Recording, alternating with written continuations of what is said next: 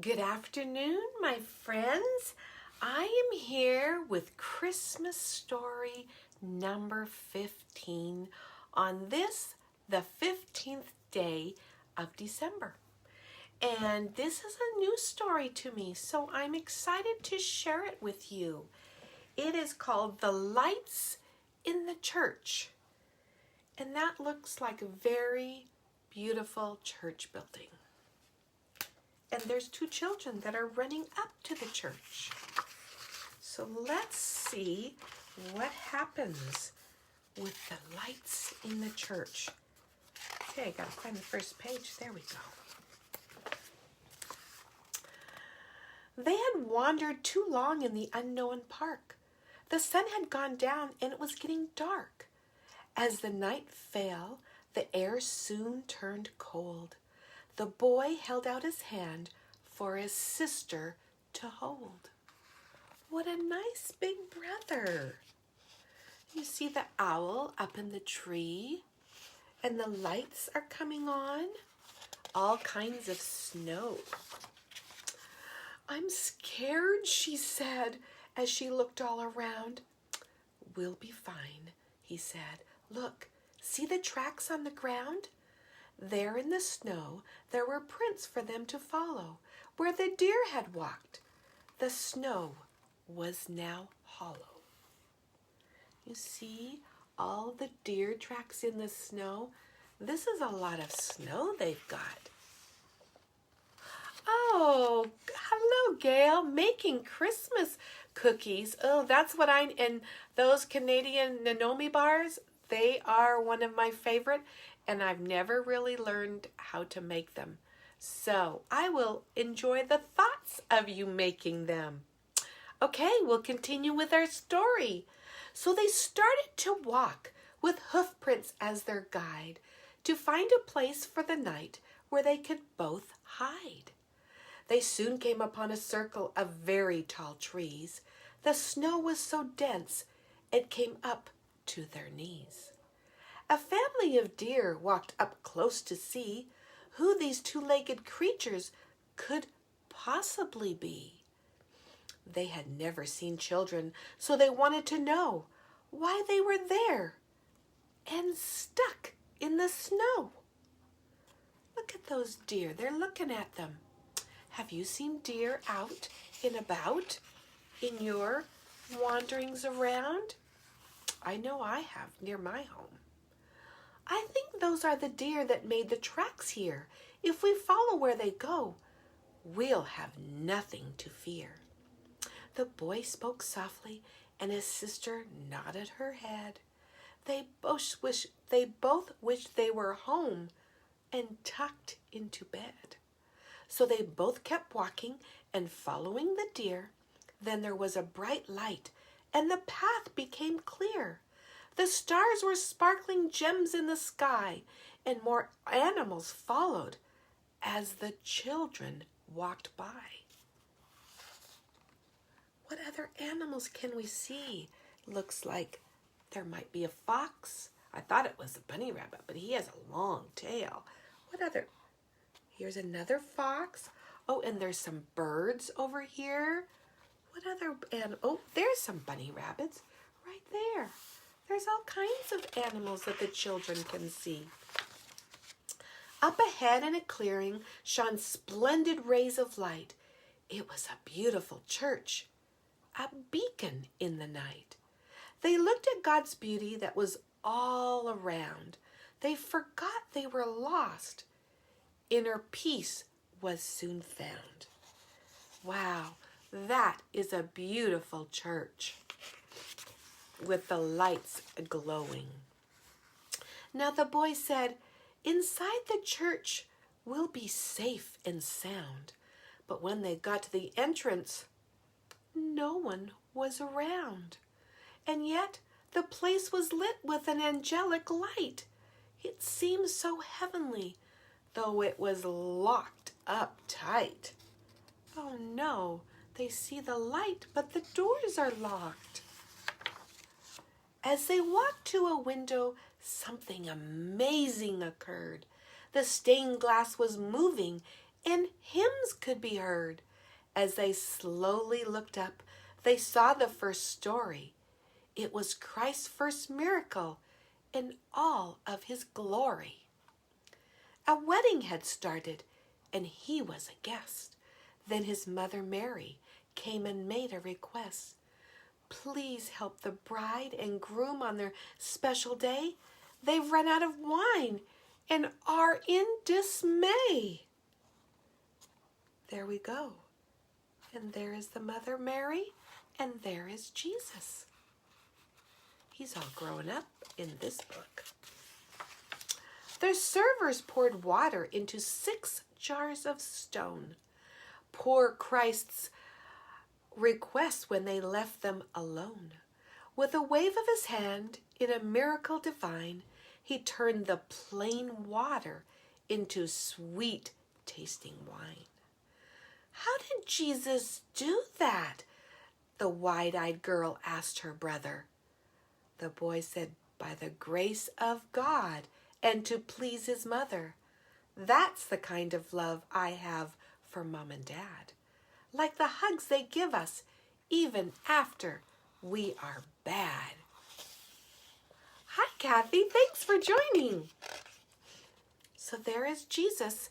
He's there. He's made a miracle of changing the water to wine. They walked further down, and a new window came into view with brighter rays of light that warmly streamed through. There they saw Jesus, who was surrounded by a crowd, as he spoke of God's kingdom clearly and loud. He's teaching the children all about his ways. Then Christ's disciple came up to him to speak. Lord, we've been here many hours, and the people feel weak. They are tired and hungry. It's been a very long day. We can't feed them all. We must send them away. Jesus asked, we don't have enough food so they can all stay? The disciples replied, there's not enough to feed 5,000 today. Jesus said, bring what you have to me. This is my wish. They delivered 5 loaves and 2 small fishes. Now Jesus touched the food. He gazed to heaven and prayed. And soon his God-given powers were proudly displayed. The disciples began to feed all were there. And as the food multiplied, there was plenty to share. All the people were happy. It was a blessing to each. They stayed many hours more and listened to Jesus teach. The boy smiled to his sister. Jesus gives us what we need. Just as he fed the hungry crowd, he'll provide if you believe. There is Jesus. He's blessing the bread and the fish. And then he has lots of bread and fish for all the many people. The snow began to fall as the children continued to walk. The miracle of the windows soon silenced their walk. The third story showed the beginning of a huge storm. The disciples were huddled together in a boat to stay warm. They're all scared on the boat in the big storm, and the wind is blowing so hard. Jesus prayed on the shore as the wind started to blow, and as the storm became stronger, fear began to grow. Through crashing waves, Jesus ventured out toward the boat. He walked on the water just like he was on top of a float. At first, the disciples thought they were seeing a ghost, not a man. But little did they know it was part of Christ's plan. This miracle was about having faith to overcome doubt. Jesus said, don't be afraid. I am your Lord. Just walk out. Do you think you would have enough courage to walk on the water like Jesus did? I think I would be a little scared. Peter bravely said, "I will walk out to you, Lord." And at the beginning his courage had soared, but he began to sink. As the waves crashed and the wind blew, Peter became scared and he didn't know what to do.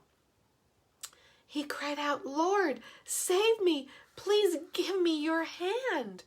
Jesus grabbed him, but he wanted Peter to understand. Jesus asked, "What happened? You were walking out to me. If you'd only kept faith, you could walk. Can't you see?"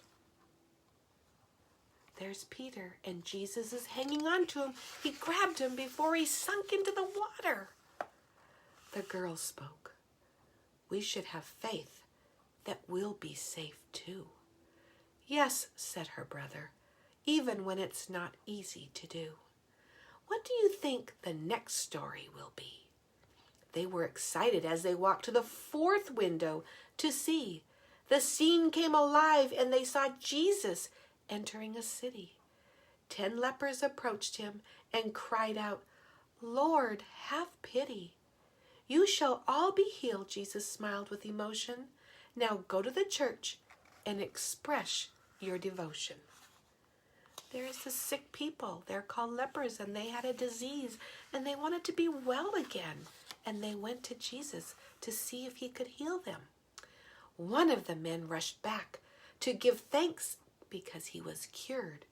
"I'm so grateful, Lord. You've made my prayers heard. It's thankful to you that I'm completely healed." At Christ's feet, he bowed his head and he kneeled. "Where are the others?" Jesus asked. "You are the only grateful soul? I thank you for returning.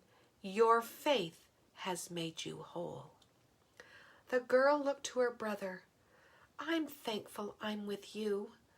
"Me too," he smiled. "Giving thanks is what we should do."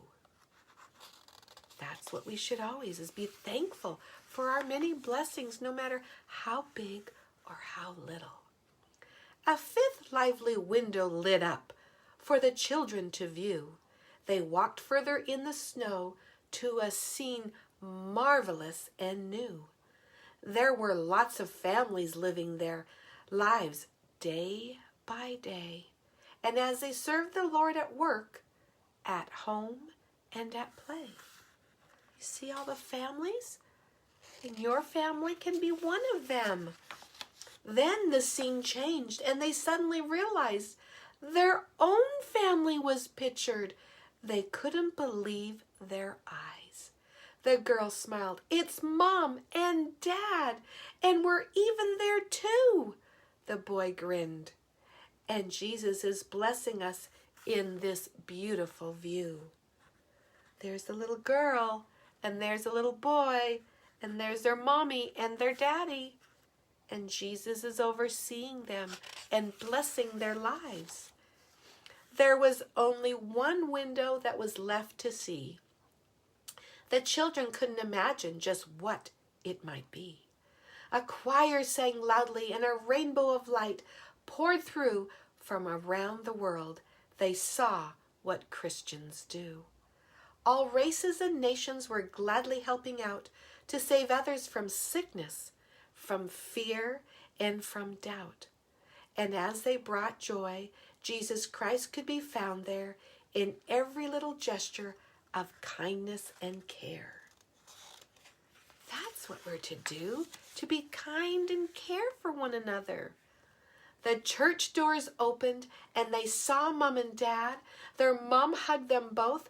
"You're safe. We're so glad." Their dad smiled. "You know that you shouldn't have wandered away. Next time you must stay closer to us when you play." The girl nodded. "Can we go home now? I can't wait to get in bed." Their mom laughed. "Yes, honey, you're such a sleepyhead." But first their dad said, "The church doors are open wide, so let's go say a quick prayer of thanks inside." The 4 of them walked in and knelt down in a pew, and they prayed and gave thanks for all they'd been through. After getting home and through years of happiness and laughter, they remembered the special church forever thereafter.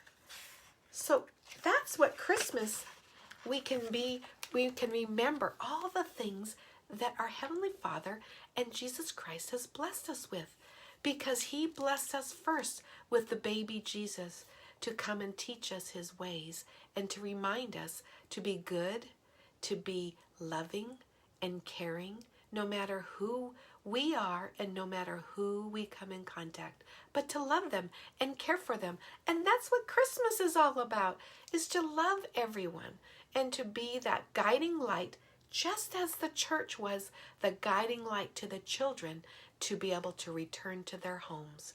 So that's my wish for you today as we finish this story, that you will be the light for your family as you love them and you do special things for them and you give them special little gifts, that you can make a difference in their life and in those that you come in contact with. So there's my story. Story number 15, The Lights in the Church. Lots of stories about Jesus, because that's what Christmas is supposed to be about, is about Jesus and His birth. So thanks for joining. Have a great evening, and we will see you tomorrow with story number 16. Yay! Have a good one.